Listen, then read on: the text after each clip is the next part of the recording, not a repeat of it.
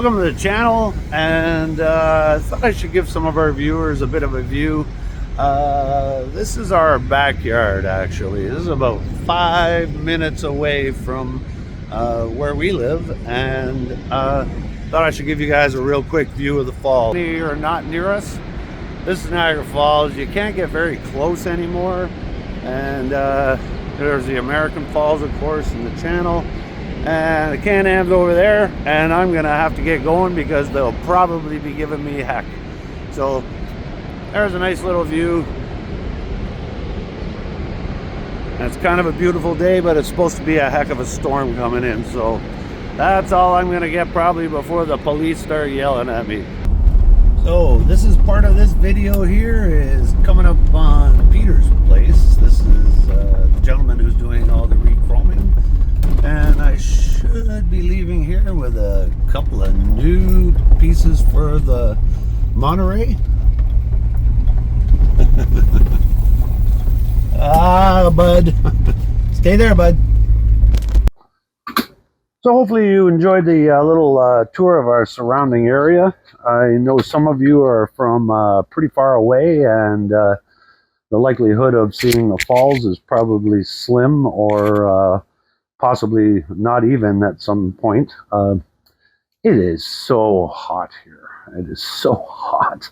We're in the middle of a declared heat wave, and boy, oh boy, can you ever tell. So anyways, as you saw, that little segment of video ended off with me picking up a bunch more of the parts that Peter got re-chromed for us. And I'm going to get to that. This was supposed to be the entire video, and then the boys were over the other day for Merc Day, and I hadn't finished putting all this video together, so I decided to combine it. So mostly because we're actually hitting two really key points now, actually. So we're down to 3 pieces of chrome left to be replated for the Monterey now.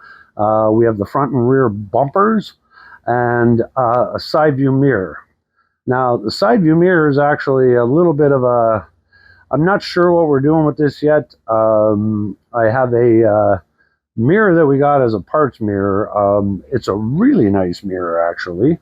Here, I'll show you the mirror. So this is the mirror, and I mean, it is a really nice piece. It's actually in pretty good condition. Of course, the glass will need replacing. Oh, that's kind of a weird image. It's like, here I am, and here I am. Anyways, there's a part number on the back of it, and when I looked, the 40145-2, it comes up as a 58 Pontiac Strato Chief. Now, the only difference is that one is a rectangle mirror, and of course, this is a round mirror. Now, I looked and looked and looked, and you know, we got that fancy Google lens. It thinks it's a Yankee aftermarket mirror, but it does not. It doesn't match. So by all means, if anybody can identify this mirror, I'd kind of like to know where it's from. Although we're sort of in favor of using this mirror because, well, our original Monterey came with no mirror. That was not an option on the convertible. A side view mirror was added to the door, which is actually totally incorrect location, but it was a late 60s Cadillac knockoff mirror, and I mean, it was actually a cheap mirror, so we would have never gone with that anyways. But I got a few clips of some of the mirrors that were used on the 63 Montereys, and I'm just this is a much nicer looking mirror, and there was a couple of other models that had sort of an open ring around the back of them that looked really sharp too.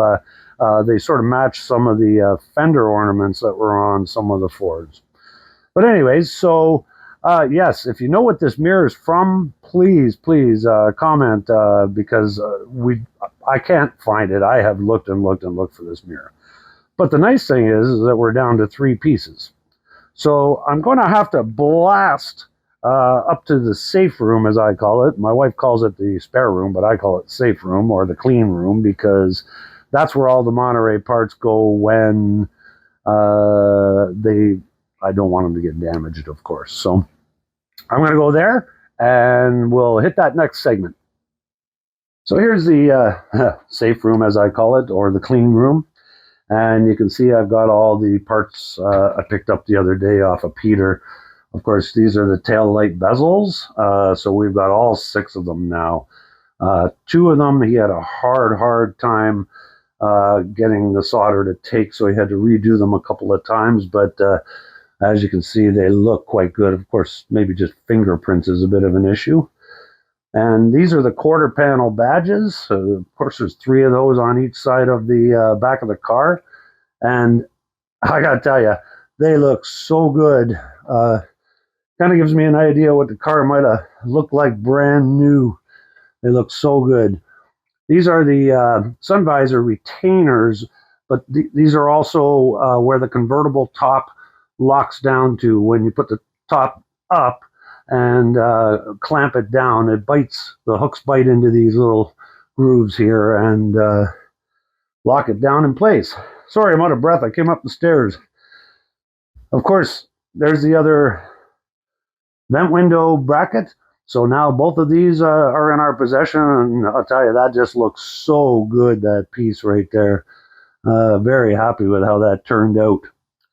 There's our trunk script.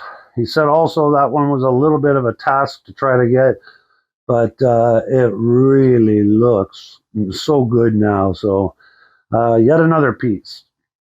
These are the 3 buttons that go in the center of the steering wheel spoke. Of course, here's the steering wheel spoke. And I just thought I'd bring this up here so you can kind of have a look at how it goes together. I can't put the horn buttons in at the moment, but there we go. And, you know, the steering wheel needs complete refinishing, and that, of course, will be yet another video that we'll get out. But you can start to see that some of the impressive parts, when they go together, start to shine. And of course, this is one of the rare original, I'm not going to lock it in, it snaps in and turns, but this is one of the rare pieces that we don't even need to refinish for the car.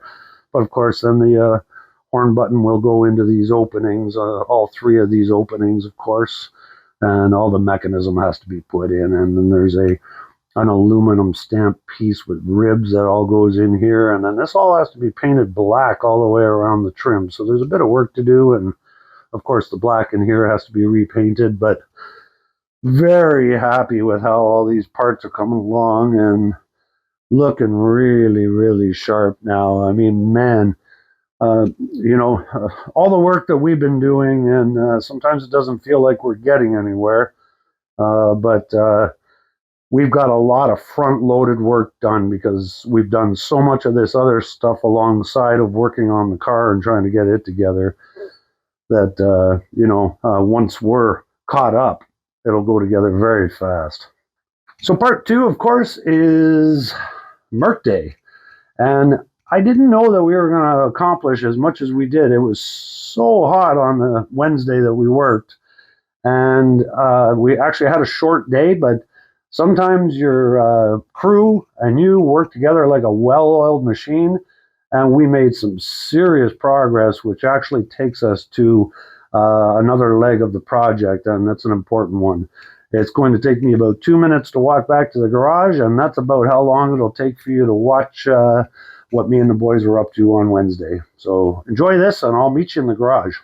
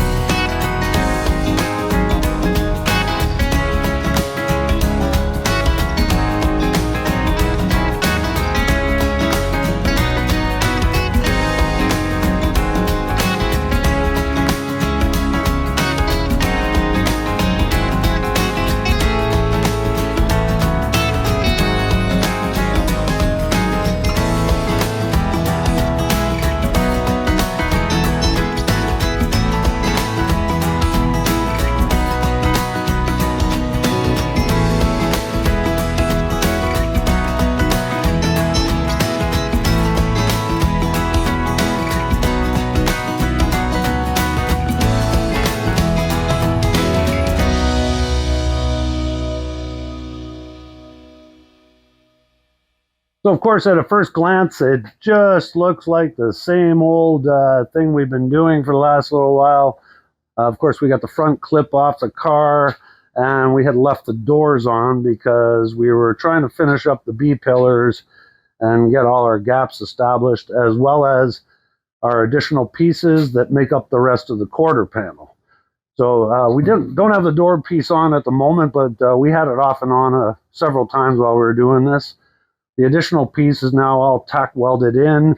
There's more tacks going down the door, and I'm going to add a few more to the bottom before we commit to calling that all secured.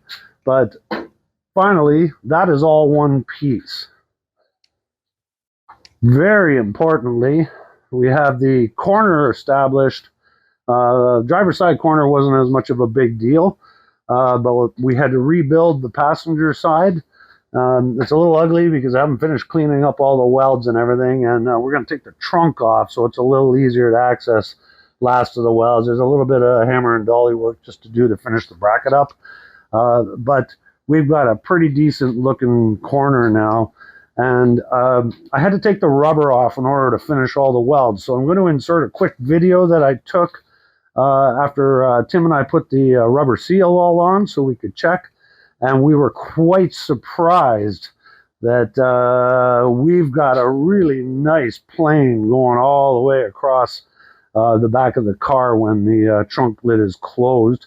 And the other critical part was the trunk lid had to meet this line here because there's a continuous trim that goes all the way across both sides of the car that has to be in alignment, and we've got her spot on. We're very, very happy with the way this has actually come along, because this was quite a challenge. This was where a lot of the bent car caused us a lot of grief and a lot of time.